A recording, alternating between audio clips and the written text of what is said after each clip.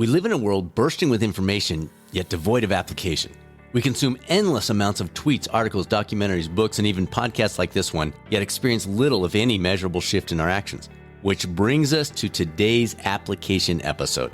Over the next 5 minutes or so, I'll reflect on 7 key lessons I've learned from our guests who have joined us from around the world over the first 5 years of the Catalyst 360 podcast. As we knock on the door to our 300th episode, it's ludicrous to attempt to narrow the thousands of potentially life-altering strategies they provided down to 7, but let's give it a go. And if you got your own list, send it to us. Results at catalystcoaching360.com, and we'll share a few in an upcoming Catalyst 5 newsletter. By the way, we'll also provide links to the episodes that I'm going to reference in the description so you have easy access.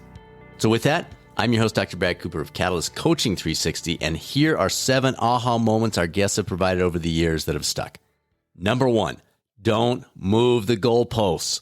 Morgan Housel, author of The Psychology of Money, made this comment, and it has stuck with me ever since. He was specifically talking about money and the need to stop setting a meaningful lifestyle target based on one income level and then moving it ever higher once we reach that target, thus creating a need to work more hours and more years. Clearly nail this one down, and it will change both our current and future lives. And no doubt, this applies to far more than our finances. Number 2, create an Amazon rainforest in our gut. Dr. Christopher Lowry shared some incredible insights about how our gut microbiome influences so many aspects of life. But what really stuck was when he compared the protective nature of the complex ecosystem of an Amazonian rainforest to that of a wheat field, and why it's the variety of fruits and vegetables rather than the number of daily servings that makes the biggest difference. Ever since, I've been dialed into getting as many varieties into my daily fueling, even if it's just a single blueberry or bean sprout added to the mix. Number 3, stay up later. Dr. Jade Wu, author of Hello Sleep, joined us a few months ago, and her use of cognitive behavioral therapy for sleep struggles paid big dividends personally.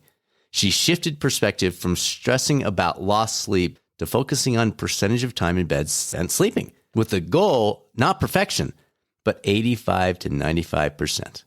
For some, including me, that meant going to bed later versus earlier. Number 4, don't burn the popcorn. Dr. Adrian Lowe is a physical therapist and chronic pain specialist. His visual involves microwave popcorn, and it's stuck. The instructions may say to microwave 5 minutes, but that burns the popcorn. Instead, you microwave for 3 minutes, check in, another minute, check in, 30 seconds, check in, etc.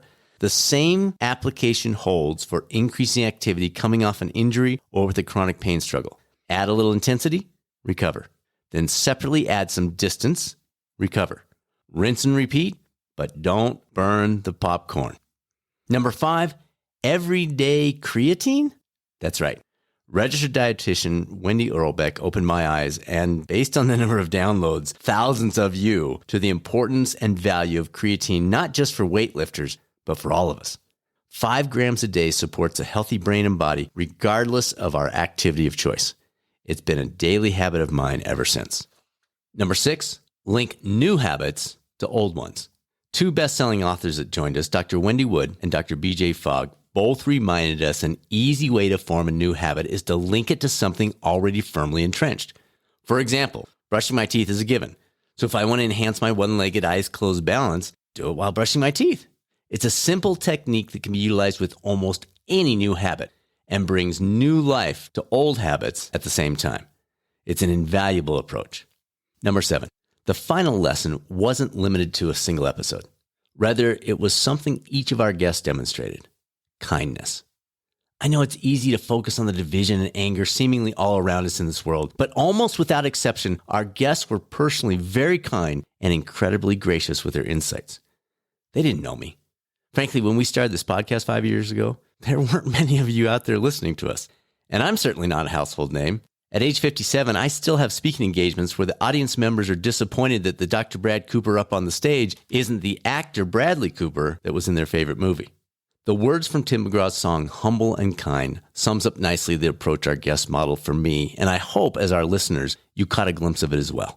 Here are a few lines from that song. When the dreams you're dreaming come to you, when the work you put in is realized, let yourself feel the pride, but always stay humble and kind. Don't expect a free ride from no one. Don't hold a grudge or a chip, and here's why. Bitterness keeps you from flying. Always stay humble and kind. Don't take for granted the love this life gives you. When you get where you're going, don't forget to turn back around and help the next one in line. Always stay humble and kind. Thanks for tuning into the Catalyst 360 podcast. Please contact us about pursuing your NBHWSC approved health and wellness coach certification or integrating best-in-class coaching into your organization, EAP, or wellness services.